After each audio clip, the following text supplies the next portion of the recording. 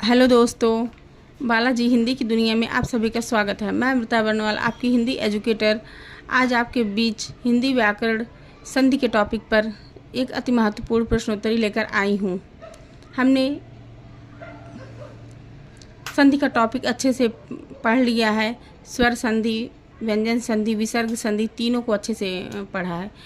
आज उस पर अगर एक अति महत्वपूर्ण प्रश्नोत्तरी आप मेरे साथ हल कर लेंगे तो आपका ये संधि का टॉपिक अच्छे से तैयार हो जाएगा। तो चलिए देर न करते हुए प्रश्नोत्तरी शुरू करते हैं।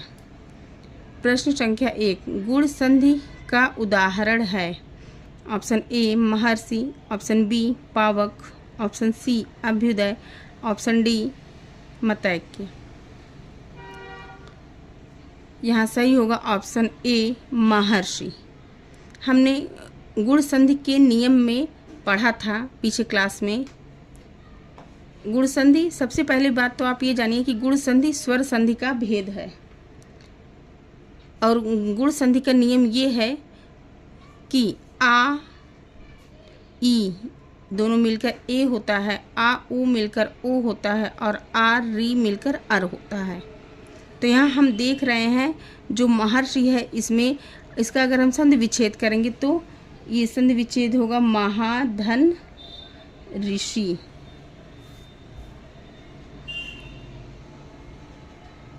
अब हम देख पा रहे हैं कि महा में आ है और ऋषि में री है। तो आ और री दोनों मिलकर के गुण संधि के नियमानुसार अर हो जाएगा। और इस प्रकार जो नया शब्द बना वो बना महर्षि। प्रश्न संख्या 2, सच्चिदानंद का विच्छेद है। ऑप्शन ए सत धन चित धन आनंद, ऑप्शन बी सच्चिद धन आनंद, ऑप्शन सी सच्चिधन दानंद, ऑप्शन डी सत धन चित धन आनंद। यहाँ सही ऑप्शन हो जाएगा ऑप्शन ए सत धन चित धन आनंद। यहाँ हम देख पा रहे हैं कि सत चित, ये दोनों का जब संधि होगा तो हो जाएगा सच्चित। और ये व्यंजन संधि के नियमानुसार होगा सच्चित। ये तवर्ग जो है वो चवर्ग में चेंज हो जाएगा और यहाँ ता के स्थान पर चा हो जाएगा। तो इस प्रकार जो नया शब्द बनेगा सच्चित। और फिर उस सच्चित में जब हम आनंद जोड़ देंगे तो यहाँ फिर जो है सच्चिदानंद, ये ता जो है अपने ही वर्ग के तीसरे वर्ण में चेंज होगा और दा बन जाएगा। तो नया शब्द बनेगा सच्चिदानंद। प्रश्न 3 है, डाकघर शब्द का स्वर लोप के कारण हिंदी में उच्चारण होता है। ऑप्शन ए डाकघर, ऑप्शन बी डाकघर, ऑप्शन सी डाकघर या ऑप्शन डी डाकघर। इसका सही आंसर होगा डाकघर। संकल्प शब्द का सही संधि विच्छेद है। श्रम धनकल्प, नंबर बी श्रम धन कल्प, नंबर सी संकल धन प, नंबर डी संकल धन प।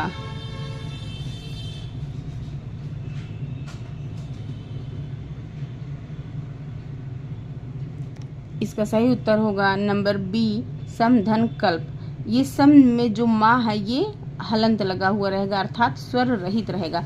जब स्वर रहित रहेगा तभी वह जो है अनुस्वार के रूप में ऊपर जाएगा और नया शब्द बनेगा संकल्प। प्रत्यर्पण, प्रत्यर्पण शब्द बना है।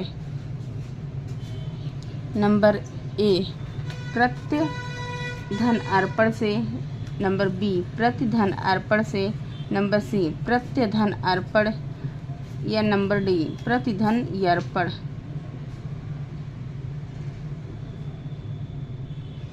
इसका सही आंसर हो जाएगा प्रतिधन अर्पण। हमने पीछे स्वर संधि में पढ़ा था कि ई प्रति में क्या है, ई प्रतिधन अर्पण। इसका हम जो ऑप्शन बी है इसको अच्छे से समझ लेते हैं। प्रति है, धन क्या है, अर्पण। तो हम देख पा रहे हैं जो प्रति है, प्रति का जो ता है, ता में छोटी ई है और इधर आ है। तो ये आ, छोटी ई और आ दोनों यण संधि के अनुसार ई और आ या हो जाएगा और नया शब्द बनेगा प्रत्यर्पण।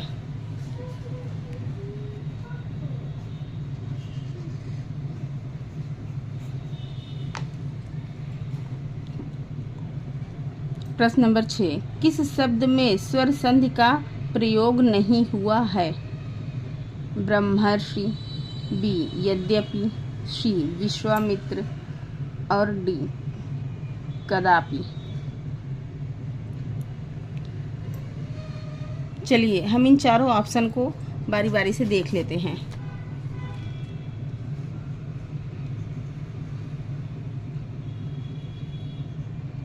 ब्रह्मर्षि, ब्रह्मर्षि को अगर हम संधि विच्छेद करेंगे तो ये होगा ब्रह्मधन ऋषि। ब्रह्मा में आ है और ऋषि में री है,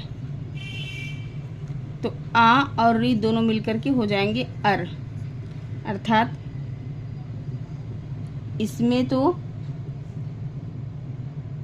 स्वर संधि का प्रयोग हुआ है। अब ऑप्शन बी को देख लेते हैं। यदि धन यद्यपि में यदि धन अपि, यदि में ई है और अपि में आ है, ई और आ मिलकर या, ये अर्थात यड़ संधि हो जाएगा। इसमें भी स्वर संधि है। फिर हम देख लेते हैं ऑप्शन डी कदापि। कदापि का संधि विच्छेद करेंगे तो होगा कदा धन अपि। कदा में हम देख पा रहे हैं कि आ है स्वर और यहाँ भी आ है, तो आ मिलके बड़ा आ हो जाएंगे, अर्थात यहाँ भी स्वर संधि है। लेकिन विश्वामित्र में स्वर संधि नहीं है। विश्वामित्र में स्वर संधि का प्रयोग नहीं हुआ है। इस प्रकार हमारा ऑप्शन हो जाएगा नंबर सी विश्वामित्र। किस समूह में सभी शब्द संधि रहित हैं? ऑप्शन ए कपाट, ललाट, दीपक। ऑप्शन बी पुरुषार्थ, चरितार्थ, निरर्थक। ऑप्शन सी साम्य, रेखांकित, प्राणांत। ऑप्शन डी चंद्रमा, नरांतक, सत्यार्थ।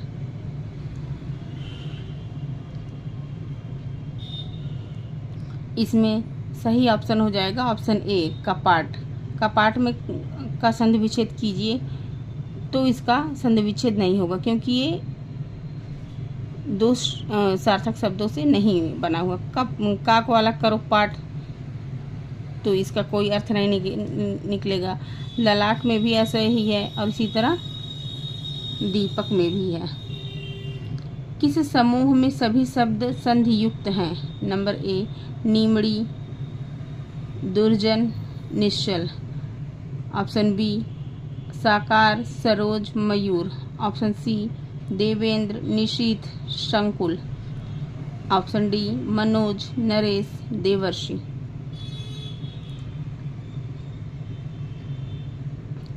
हम यह देख पा रहे हैं कि यहाँ ऑप्शन डी हमारा सही आंसर है। चलिए इसको हम अच्छे से हल करके समझ लेते हैं। इसमें 3 शब्द हैं, मनोज, नरेश और देवर्षि। इसको हम तीनों देख ले रहे हैं। मनोज है, नरेश है और एक शब्द है देवर्षि। तो मनोज मनः धनजा से बना है, मनः और जा से बना है। और ये नरेश नरधन ईश से बना है। और ये देवर्षि देवधन ऋषि से बना है। तो इस प्रकार हम देख पा रहे हैं इन तीनों का अच्छे से संधि विच्छेद हो जा रहा है। तो इसी तरह ये तीनों ऑप्शन सही है, अर्थात ये तीनों शब्द जो है संधियुक्त हैं। मनोज, नरेश और देवर्ष, ये तीनों शब्द संधियुक्त हैं।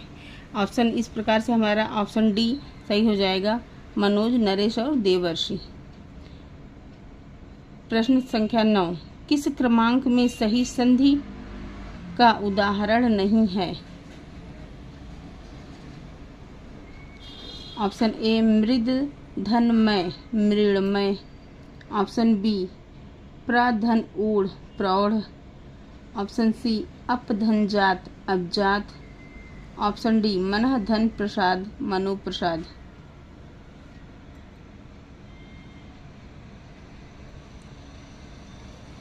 इसमें सही उत्तर हो जाएगा मनः धन प्रसाद।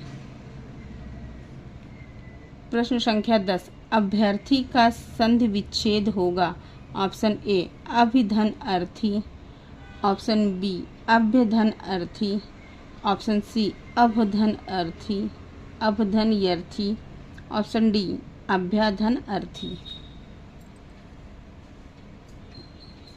इसका सही उत्तर हो जाएगा ऑप्शन ए अभिधन अर्थी, क्योंकि अभि में भा में छोटी ई है और इधर या आ है, तो छोटी ई और आ यड़ संधि के अनुसार या हो जाएंगे और इस प्रकार अभ्यर्थी का सही संधि विच्छेद ऑप्शन ए होगा। किस क्रमांक में शब्दगत संरचना में संधि नियम का अपवाद है? नंबर ए प्रबोधिनी, नंबर बी निरोग, सी अक्षौहिणी, डी अपराह्न। इसका सही आंसर हो जाएगा सी अक्षौहिणी। ये अक्षौहिणी हमने पीछे संधि की क्लास में पढ़ा हुआ है, इसको आप पीछे संधि की क्लास में जाकर देख भी सकते हैं। प्रश्न 12, अनु धन अय शब्दों का संधि युक्त शब्द है। ऑप्शन ए अन्वय, ऑप्शन बी अनुयय, ऑप्शन सी अन्वय, ऑप्शन डी अनन्वय।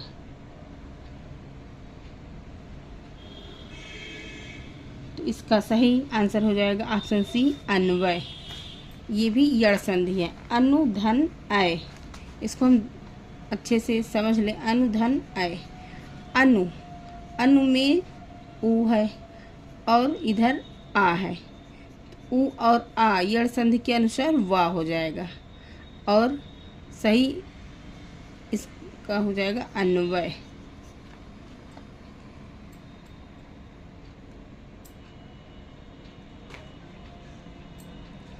संगम का सही संधि विच्छेद है।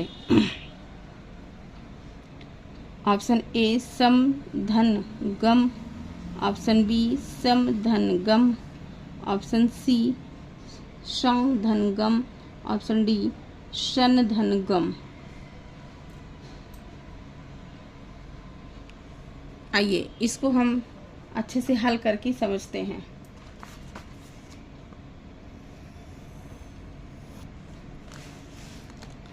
संगम,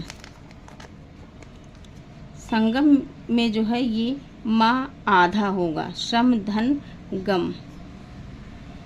हमने इसको व्यंजन संधि में पढ़ा है पीछे कि जो ये माँ है ये जब आधा है अर्थात स्वर रहित होगा तो यही जाकर के ऊपर अनुस्वार में बदलेगा और नया शब्द जो बनेगा संगम बनेगा। ये व्यंजन संधि में हमने अच्छे से पीछे पढ़ा है, इसको आप जा कर के व्यंजन संधि की क्लास में देख भी सकते हैं। घुड़ दौड़ का सही संधि विच्छेद है। घुड़ धन दौड़, ऑप्शन बी घोड़ धन दौड़, ऑप्शन सी घोड़ा धन दौड़, ऑप्शन डी इनमें से कोई नहीं। इसका सही उत्तर हो जाएगा घोड़ा धन दौड़। कन कटा का संधि विच्छेद होगा।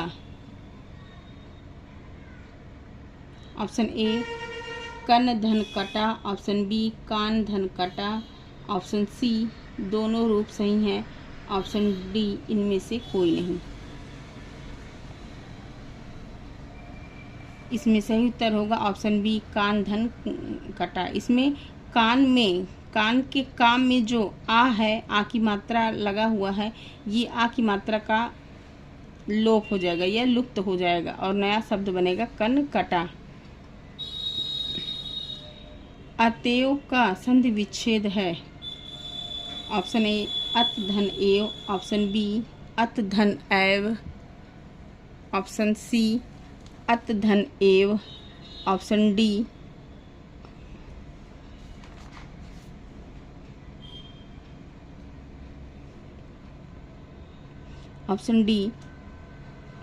अतः धन एव। इसका सही आंसर हो जाएगा ऑप्शन डी अतः धन एव, अर्थात ये विसर्ग संधि है। विसर्ग संधि में ता में जो विसर्ग लगा हुआ है, ये विसर्ग जो है लोप हो जाएगा और शब्द बनेगा अतएव। विपद जाल में कौन सी संधि है? ऑप्शन ए व्यंजन संधि, ऑप्शन बी वृद्धि संधि, ऑप्शन सी दीर्घ संधि, ऑप्शन डी गुण संधि।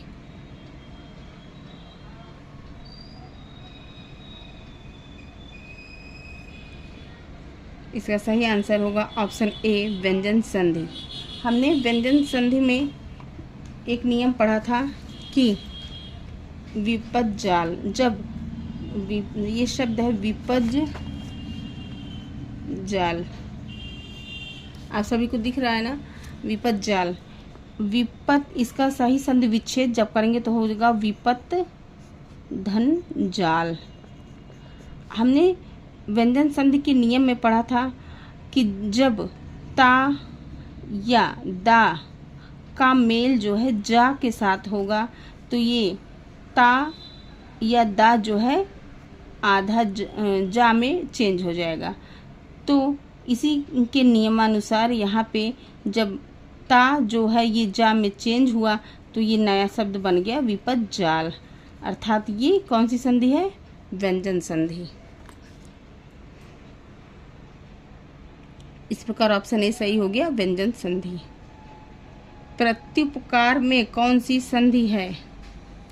ऑप्शन ए व्यंजन संधि, ऑप्शन बी विसर्ग संधि, ऑप्शन सी गुण संधि एंड ऑप्शन डी यड़ संधि।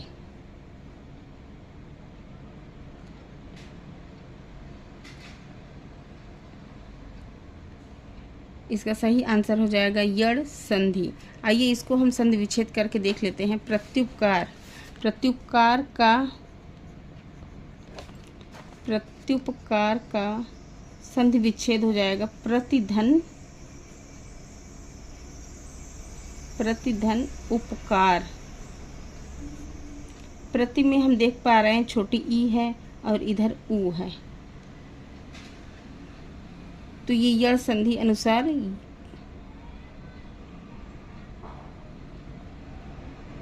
वा में चेंज होगा, लेकिन यहाँ जो ऊ है ऊ की मात्रा लगेगी तो ये ऊ हो जाएगा। तो इस प्रकार से जो नया शब्द बनेगा वो हो जाएगा प्रत्युपकार। धनुष टकार में कौन सी संधि है? ऑप्शन ए विसर्ग संधि, ऑप्शन बी व्यंजन संधि, ऑप्शन सी दीर्घ संधि, ऑप्शन डी यड़ संधि।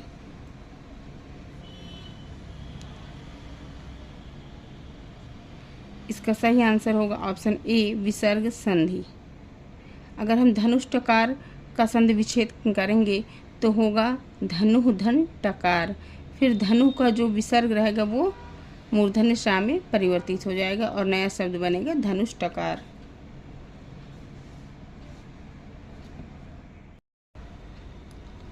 प्रश्न 23, परिच्छेद में कौन सी संधि है?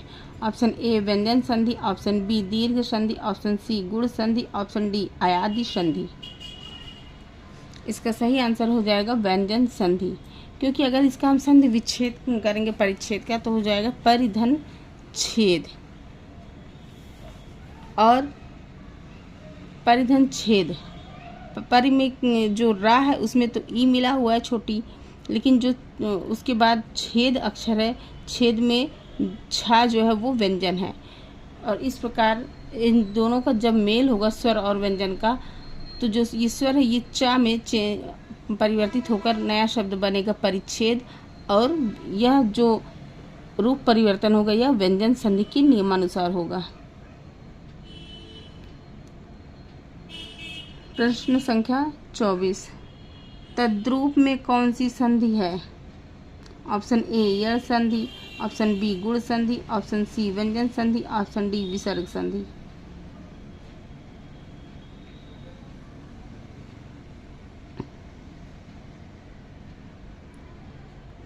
इसका सही आंसर हो जाएगा ऑप्शन सी व्यंजन संधि।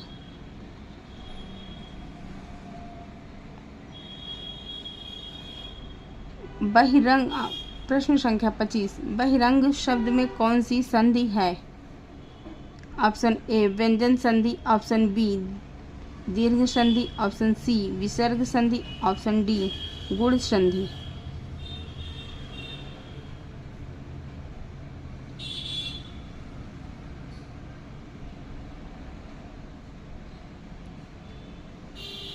इसका सही संधि ऑप्शन होगा ऑप्शन सी विसर्ग संधि।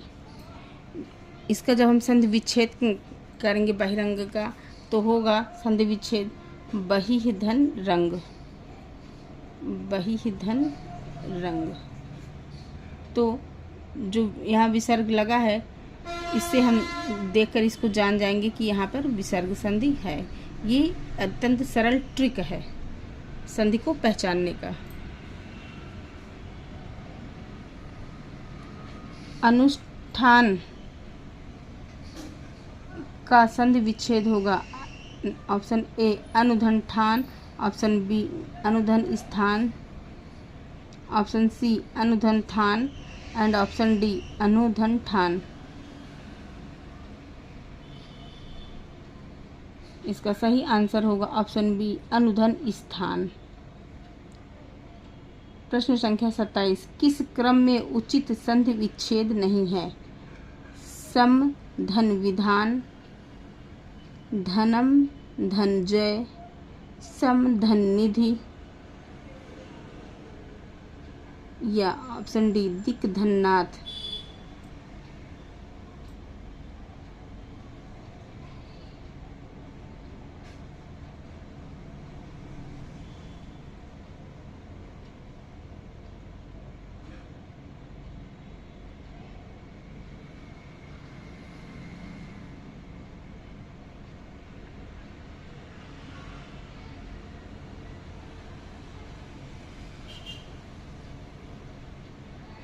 इसको हम हल करके अच्छे से समझ लेते हैं। ऑप्शन ए है इसमें समधन विधान, समधन विधान। इसका जब हम संधि करेंगे तो ये माँ जो है अनुस्वार में परिवर्तित हो जाएगा और इस प्रकार नया शब्द बनेगा संविधान व्यंजन संधि के अनुसार। ऑप्शन बी है धनम धनजय,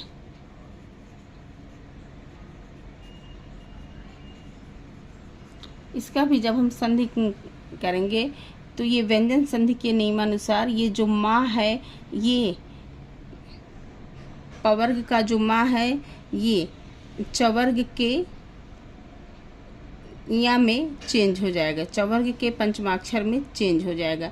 ये पवर्ग का माँ पंचमाक्षर है, ये चवर्ग के माँ के पंचमाक्षर में बदलेगा और इस प्रकार नया शब्द बनेगा धनंजय। ये भी व्यंजन संधि के नियमानुसार है। और ऑप्शन डी भी देख लेते हैं दिक धननाथ।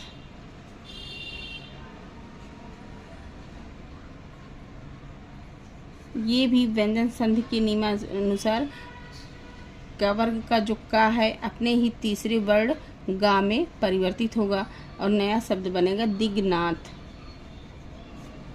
लेकिन जो ऑप्शन सी है उसमें जो समनिधि है वहाँ पे सन धन निधि होना चाहिए था, समनिधि नहीं।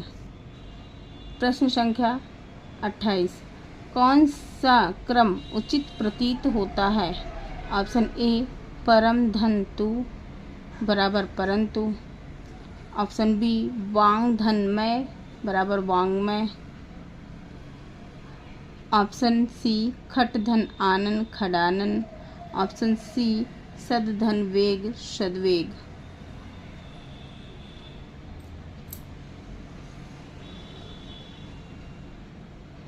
इसका सही ऑप्शन है ऑप्शन ए परम धन तु परंतु। प्रश्न संख्या 29 है, किस क्रम में गुण संधि नहीं है? ऑप्शन ए हितेच्छा। ऑप्शन बी प्रेषिति। ऑप्शन सी मानवेतर। Option D प्रेरणार्थक।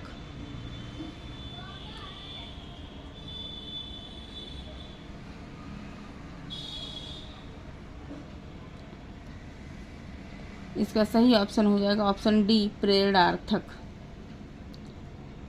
आगे देखते हैं कि किस क्रम में संधि का सही प्रयोग नहीं हुआ है? ऑप्शन ए शब्द धन इतर शब्देतर। ऑप्शन बी अनुधंदित अनुदित। ऑप्शन सी राका धन ईश राकेश। ऑप्शन डी अहम धनकार अहंकार।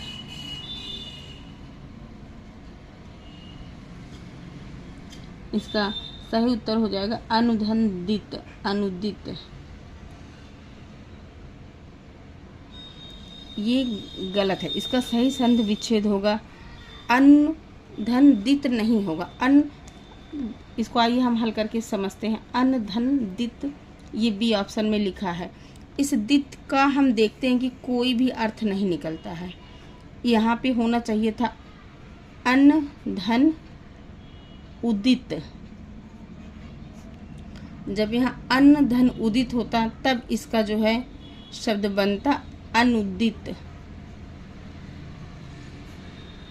क्योंकि ये उ जो है इधर जाके जब जाता तब ये उ की मात्रा में परिवर्तित हो जाता और नया शब्द बनता अनुदित। यहाँ पे जो अनधनदित है इससे तो जो नया शब्द बनेगा वो बनेगा अनदित, अनुदित नहीं।